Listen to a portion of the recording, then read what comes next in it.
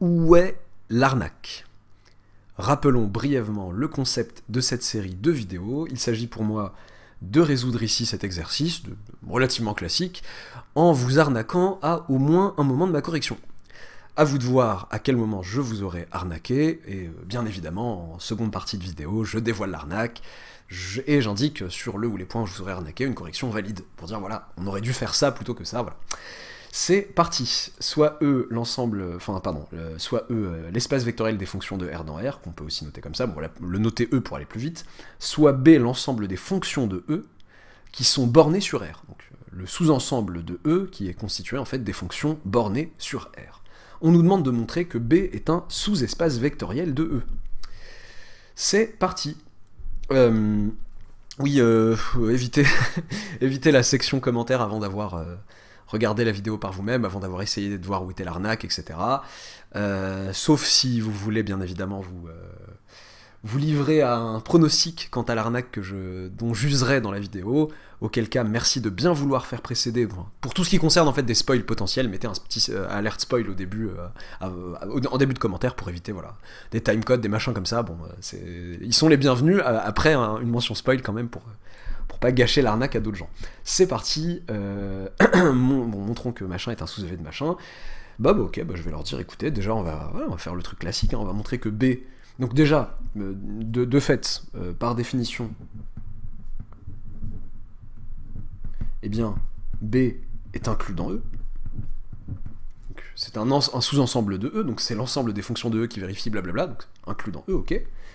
On va montrer que B est non vide, et souvent ce qu'on fait pour montrer que B est non vide, c'est de montrer que l'élément nul de l'espace vectoriel des fonctions de R dans R, l'élément nul de E est dedans, donc la fonction nulle de R dans R est dedans. Alors, on fait souvent ça, parce que c'est souvent le plus facile en exo, mais n'hésitez pas à vous en affranchir, là je sors du... je me déshabille, j'enlève le manteau de l'arnaqueur, là, et j'ai un peu froid, et du coup, comment dire, dans certains exos, si on vous demande de montrer que machin est un sous-EV de machin et que vous voyez plus simplement qu'un élément du gros espace vectoriel est dans mon sous-ensemble, n'hésitez pas à le prendre lui plutôt que de vous imposer de montrer que l'élément nul est dedans si c'est plus compliqué. En fait, pourquoi on s'intéresse souvent à l'élément nul? Parce que dans certains énoncés, dans certaines situations, on ne sait pas, la question est ouverte, on ne sait pas si machin, si grand B est un sous-EV de E, ici par exemple, on ne saurait pas, on dirait est-ce que B est un sous-EV de E? Et le fait de regarder si l'élément nul est dedans, ça nous permet à la fois d'avancer pour voir si c'est bien un sous-EV, et si l'élément nul n'est pas dedans, d'arrêter tout de suite et de dire en fait non, votre truc n'est pas un sous-EV de E, il n'y a même pas l'élément nul de E dedans, voilà. Trêve de bavardage, revenons à des trucs plus concrets, à des arnaques plus concrètes. Donc, par définition, B est inclus dans E, ça c'est bon. Je vais montrer que l'application, donc soit θ, l'application, je sais pas pourquoi j'appelle θ, je pourrais l'appeler 0 til, comme le font certains, qui va de R dans R et qui à X associe 0. Donc θ, c'est l'élément nul de E, quoi, si on veut. Ok. Eh bien, θ est borné. θ est borné sur R, évidemment. Donc, θ appartient à B. Et B est non vide. Ok, bon on avance bien. Boum, B est inclus dans E, il est non vide, il me reste plus que la stabilité par combinaison linéaire. Soit, alors, F, G, voilà, choix de nom appartenant à B, et soit lambda et mu appartenant à R. Oui, pardon, parenthèse, l'espace vectoriel des fonctions, oui, certains, j'espère que personne ne viendra m'embêter sur « Oui, mais tu n'as pas dit le R espace vectoriel et tu n'as pas indiqué par quelle loi muni de quelle loi ?» Oui, bon, les lois usuelles, voilà. C'est vrai, alors, c'est vrai que normalement on devrait toujours l'indiquer, mais dans beaucoup d'énoncés vous ne les verrez pas, et quand c'est pas indiqué, bon, on part du principe que c'est les lois usuelles sur l'espace vectoriel usuel que vous connaissez ici, voilà. Alors, soit lambda et mu appartenant à R, j'ai pris deux constantes, je suis plutôt team une constante en général, avec montrer que lambda f plus g est dedans, mais je sais que certains ont du mal quand il n'y en a pas qu'une seule, ils préfèrent bien voir le lambda, le mu, etc. Bon, je le fais pour eux, je le ferai pas toujours, mais cette fois-ci je suis dans une phase d'indulgence, comme ça, de mensuétude, je sais pas, voilà. C'est parti. Alors, montrons en fait, le but là, c'est de montrer que lambda f plus mu g appartient aussi à B. Ok, bon. Donc, bon, le fait que f appartienne à b et que g appartienne à b. F et g sont deux applications de fonctions de R dans R bornées. F, donc je vais pas redire qu'ils appartiennent à b, bon, c'est là. Il existe, alors, un petit M1, alors j'aurais dû appeler F1 et F2 peut-être, ouais, c'est pas grave. Un petit M1, un grand M1, un petit M2, un grand M2, tous réels, tels que, pour tout x appartenant à R, là je vais faire attention à l'ordre de mes quantificateurs, f de x est compris entre petit m1 et grand m1, et g de x est compris entre petit m2 et grand m2. Ce que j'ai fait là, c'est dire f est minoré et majoré, et g est minoré et majoré sur R. Voilà. Donc c'est ça, être borné, c'est être à la fois minoré et majoré. Donc j'ai pris une flopée de 4 réels qui me permettent de dire ça. Ok. Alors, ça va être simple, du coup. Ce que je veux, c'est de montrer que lambda f de x plus mu g de x est toujours encadré. Bon bah, on va avoir en fait. Voilà, souvent la difficulté c'est de bien poser le truc. Là j'ai posé mes variables, enfin, pardon, j'ai posé les scalaires qui étaient ici, j'ai traduit ce que ça voulait dire qu'être borné sur R, d'où, eh bien, pour tout x appartenant à R, eh bien, que dire de lambda f de x plus mu g de x? Bah, ça va être compris entre lambda m1 plus mu m2, d'une part, et d'autre part, par lambda grand m1 plus mu grand m2. Bah c'est cool. Alors, ça, c'est un certain, vous pouvez l'appeler M3 si vous voulez, et ça c'est un certain grand M3. Donc, il existe un petit M3 et un grand M3, tel que pour tout réel x, lambda f de x plus mu g de x, qui est aussi lambda f plus mu g appliqué à x, bien tel que lambda f plus mu g appliqué à x soit toujours entre M3 et ce petit M3 et ce grand M3. Donc, lambda f plus mu g appartient à B. On a la stabilité par combinaison linéaire. B est bien un sous-espace vectoriel de E. On a gagné. Sous-espace vectoriel, pardon, de E. Terminé. D'ailleurs, soit dit en passant, j'aurais pu le faire d'une manière, bon, j'aurais perdu du temps en fait, mais je l'aurais fait de manière élégante aussi en disant je vais montrer que B est une intersection de deux sous-espaces vectoriels de E, que sont, d'une part, l'ensemble des applications, des fonctions de R dans R, je me permets de dire fonctions et applications, là, comme on dit, c'est vraiment pas le sujet de l'arnaque, hein, soit dit en passant, des fonctions de R dans R qui sont enfin, l'intersection de deux sous-EV, donc je montre que ce sont deux sous-EV, sous-espaces vectoriels, d'une part, l'ensemble des fonctions de R dans R qui sont minorées, et d'autre part, l'ensemble des fonctions de R dans R qui sont majorées. J'aurais pu le faire séparément. En fait, ça sert à rien, ça va plus vite ce que j'ai fait là, mais j'aurais pu le faire séparément, avec des inégalités que dans un sens, pas des encadrements, et ensuite, pour me frimer un peu, me la péter, dire « Oh, bah, mais une intersection de deux sous-espaces vectoriels de E est un sous-espace vectoriel de E, et comme ça me fait un sous-espace vectoriel de E. » Et faire constater aux gens que j'ai compris que l'ensemble des fonctions de E qui sont bornées, c'est l'intersection entre l'ensemble de celles qui sont majorées et l'ensemble de celles qui sont minorées. Je trouve ça plutôt joli. C'est bien joli tout ça, mais voilà, où est l'arnaque?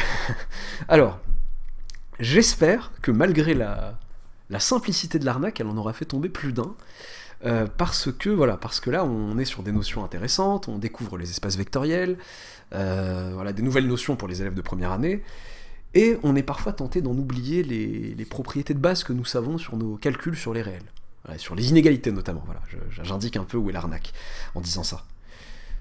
Là, je me permets d'aller vite, mais ok, tout ça, jusque-là, tout ça, a priori, c'est vrai. Ça, inclus dans E, non vide, machin, blablabla, c'est bon. Arrivé là, avec ces deux encadrements, ok, on a le droit de sommer des encadrements, mais qu'est-ce qui m'a permis d'obtenir, d'une part, que lambda f de x était compris entre lambda petit m1 et lambda grand m1, et que mu g de x était compris entre mu petit m2 et mu grand m2.